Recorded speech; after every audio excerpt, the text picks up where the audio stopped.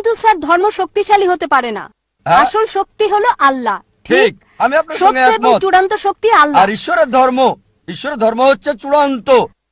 Sir ঈশ্বরের ধর্ম ইসলাম না, ঈশ্বরের ধর্ম ইসলাম না, এটা না। ইসলাম, যদি আরবি শব্দ ইসলাম আপনাকে মর্মাহত করে সেটাকে আপনি দূরে রাখেন। না না, এটা আমাকে আঘাত করছে না, আমি আপনাকে বলছি বোন, না যদি মর্মাহত না করে। না স্যার, এটা একটা ভালো শব্দ, কিভাবে এটা অন্যকে আঘাত করে, অন্তত একজন শিক্ষিত মেয়েকে না।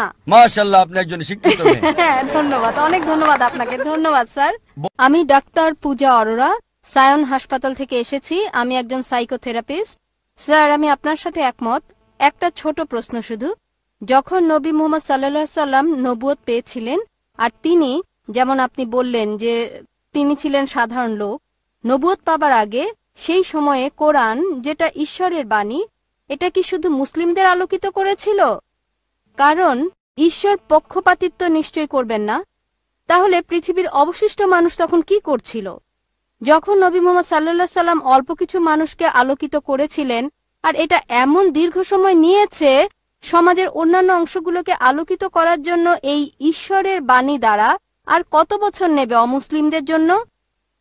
মুসলিমদের মতো হিন্দুরাও হবে। আমি সম্পূর্ণভাবে আপনার সাথে একমত।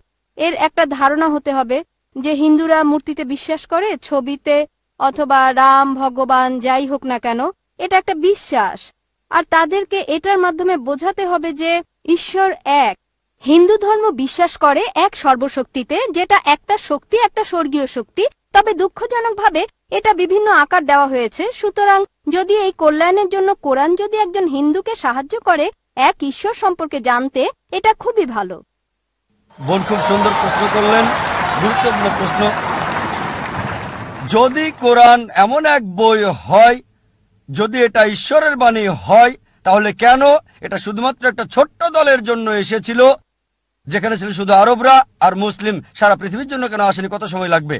বোন, কোরআন কখনোই শুধু মুসলিম বা আরবদের জন্য নাজিল হয়নি। কোরআন সমগ্র মানব জাতির জন্য।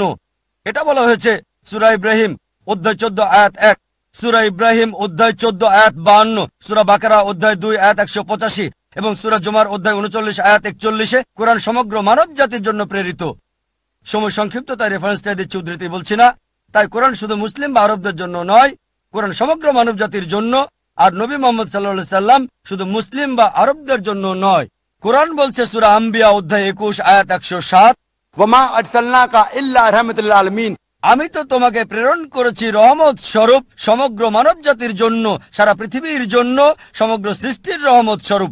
একই কথা বলা হয়েছে সূরা সাবা অধ্যায় 34 আয়াত 28, যে নবী মুহাম্মদ সাল্লাল্লাহু আলাইহি সাল্লামকে পাঠানো হয়েছে সারা পৃথিবীর নবী হিসেবে, সুসংবাদদাতা আর পাপ থেকে সতর্ককারী হিসেবে। তবে অধিকাংশ মানুষই তা জানে না। কোরআনের এই আয়াত বলছে অধিকাংশ মানুষই তা জানে না। এই কারণেই বোন আমরা এমন সম্মেলন করে থাকি। এটা সব মুসলিমের দায়িত্ব, সর্বশক্তিমান আল্লাহর বাণী সবার কাছে তুলে ধরা। তাহলে আরেকটা প্রশ্ন স্যার করব? সময় লাগবে, তবে ভালো হয় আর দেরি না করলে। আর যারা মুসলিম হিসেবে দাবি করে অনেকেই ভালো মুসলিম না, হয়তো শুধু নামেই আব্দুল্লাহ, জাকির, মোহাম্মদ, সুলতান। ভালো মুসলিম তারা নাও হতে পারে। একইভাবে আপনি ঠিকই বলেছেন, হিন্দু ধর্মে গ্রন্থ মানছে না। তারপরও যে ধর্মের সবচেয়ে বেশি মানা হয় শুধু মুখে নয় কাজে কর্মে, সেটা হচ্ছে ইসলাম 1 নম্বরে। খ্রিস্টানরা সংখ্যা অনেক বেশি, প্রায় 200 কোটি, মুসলিমরা 130 কোটি। তবে পৃথিবীতে ধর্ম মানার ক্ষেত্রে 1 নম্বর হলো ইসলাম, পার্সেন্টেজ হিসেবে সবচেয়ে বেশি। তাই এই আলোচনা প্রধানত ওই সমস্ত মুসলিমদের উদ্দেশ্যে যারা যথাযথভাবে ধর্ম পালন করছে না, যাতে ইসলামের কাছে থাকে। আর ওই সব মুসলিমদের কাছে শান্তির বাণী পৌঁছাতে চায়, ভালোবাসার বাণী, আর পৃথিবীতে প্রমাণ করতে চায় যে ঈশ্বর কেবল একজনই। পূর্ণ শান্তি তখনই আসতে পারে যদি নিজের ইচ্ছাকে আল্লাহর কাছে সমর্পণ করেন। এটা একমাত্র রাস্তা পৃথিবী এবং আখিরাতে পূর্ণ শান্তি পাবার। আর এ কারণে বোন এমন সম্মেলন করছি। আমাদের একটা স্যাটেলাইট চ্যানেল আছে, পিস টিভি। প্রতিদিন 60 মিলিয়নেরও বেশি মানুষ এটা দেখছে। তাই অন্তত বিচারের দিনে আল্লাহ সুবহানাহু ওয়া তাআলার কাছে বলতে পারবো, হে আল্লাহ, আমাদের সামর্থ্যের মধ্যে সর্বোচ্চ চেষ্টা করেছি। আমরা অন্তত প্রতিদিন 60 লক্ষ মানুষের কাছে তোমার দাওয়াত দিয়েছি, আর আজকে এই দাওয়াত আপনার কাছে পৌঁছে গেল বোন।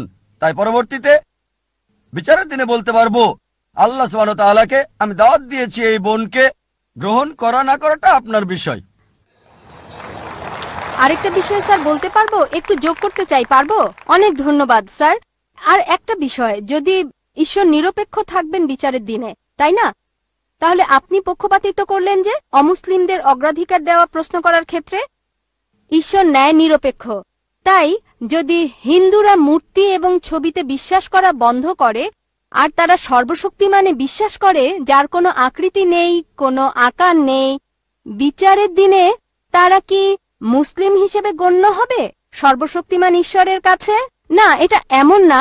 একই ধারণা যা হিন্দু ধর্মে আছে, যা ভুল বিশ্বাস আর আকৃতি দিয়ে পালন করা হয়।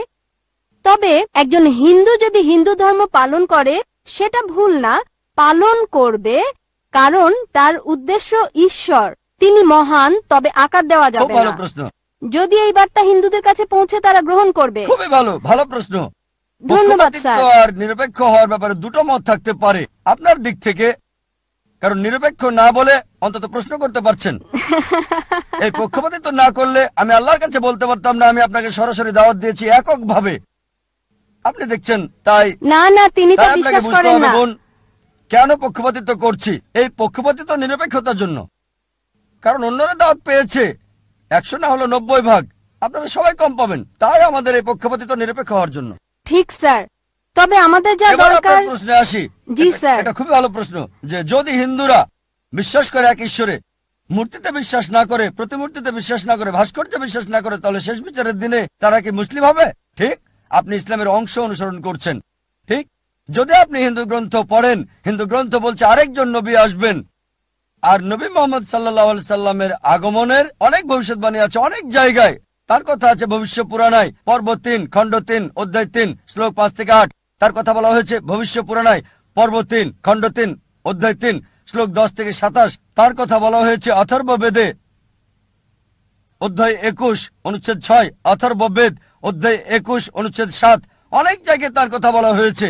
তার কথা নাম সহ বলা হয়েছে 100-এরও বেশি বার মুহাম্মদ হিসেবে হিন্দু গ্রন্থে। ঠিক সময় স্যার। কম, তাই সবগুলো রেফারেন্স বলছি না।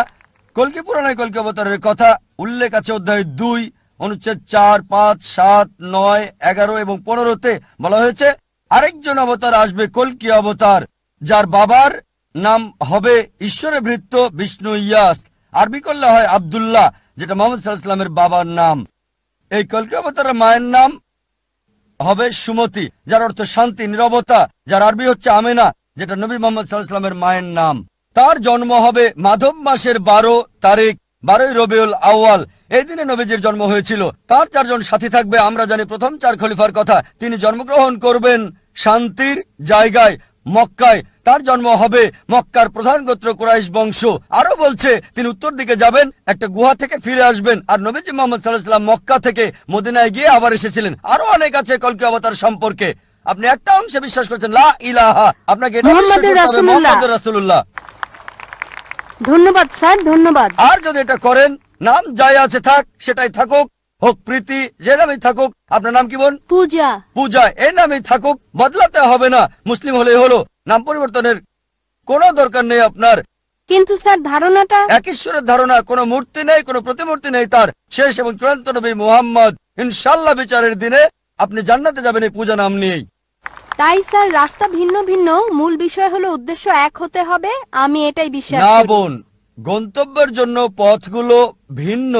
যদি সবগুলো পথের গন্তব্য একই জি হয়ে থাকে স্যার, তাহলে আলাদা কথা। লক্ষ্য তো একই হবে, এটাই আমি বলতে চাচ্ছিলাম। বোন, সব রাস্তা দিয়ে রোমে যাওয়া যাবে না। ঠিক, আপনি মনে করতে পারেন, কিন্তু ভুলভাবে মনে করলে আমি সঠিক করে দেব। আমি বিশ্বাস করি হতে না। পারে না স্যার, না বোন, যদি বলেন আপনি হিন্দু, সংজ্ঞাগত ভাবে যে ভারতে বাস করে সেই আসলে হিন্দু। না স্যার, এটা এমন না। বোন, হিন্দু হচ্ছে ভৌগোলিক সংজ্ঞা। আপনি জানেন না, আমি জানি। আমি একজন হিন্দু ভৌগোলিক ভাবে। আমি হিন্দু ভৌগোলিক ভাবে। হিন্দু শব্দটা প্রথম ব্যবহার করে আরবরা। অনেকে এখানে আছে, তারা আমাকে হিন্দি বলে যখন সেখানে যায়, হিন্দি, হাই হিন্দি। তারা বলে আমি হিন্দু। হিন্দু শব্দটা প্রথম ব্যবহার করে আরবরা যখন ভারতে এসেছিল, পার্সিরা ব্যবহার করেছিল এটা ভারতের লোকদের বোঝাতে যখন ভারতে এসেছিল। তাই ভৌগোলিকভাবে আমি হিন্দু। যদি ধর্মীয়ভাবে বলেন, হিন্দু হচ্ছে মিসনোমার। স্বামী বিবেকানন্দ বলেন সঠিক কথাটি হচ্ছে বেদান্তি। আপনার বেদ মানা উচিত।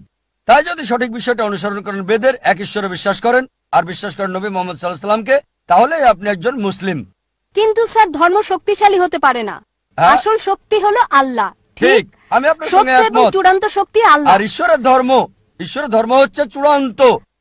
স্যার এটা ঈশ্বরের একমাত্র ধর্ম ধর্ম। ইসলাম না, ঈশ্বরের ধর্ম ইসলাম না, এটা না। ইসলাম, যদি আরবি শব্দ ইসলাম আপনাকে মর্মাহত করে, সেটাকে আপনি দূরে রাখেন। না না, এটা আমাকে আঘাত করছে না। আমি এটা আপনাকে কষ্ট বলছি বোন, দিচ্ছে না। যদি মর্মাহত না করে না তবে স্যার, এটা একটা ভালো শব্দ। কিভাবে এটা অন্যকে আঘাত করে? অন্তত একজন শিক্ষিত মেয়েকে না। মাশাআল্লাহ, আপনি একজন শিক্ষিত মেয়ে। হ্যাঁ, ধন্যবাদ, অনেক ধন্যবাদ আপনাকে। ধন্যবাদ স্যার। বোন, ইসলাম হচ্ছে নিজের ইচ্ছাকে আল্লাহর কাছে সমর্পণ করা। ইসলাম নিয়ে যদি সমস্যা হয়, দরকার নেই, তবে আপনার ইচ্ছাকে সমর্পণ করুন। আল্লাহ কোরআনে বলেছেন সূরা আল ইমরান অধ্যায় 3 আয়াত 19, इन दीन इंदल्लाहिल इस्लाम। একমাত্র ধর্ম, একমাত্র জীবন ব্যবস্থা আল্লাহর কাছে গ্রহণযোগ্য হচ্ছে নিজের ইচ্ছাকে আল্লাহর কাছে সমর্পণ করা।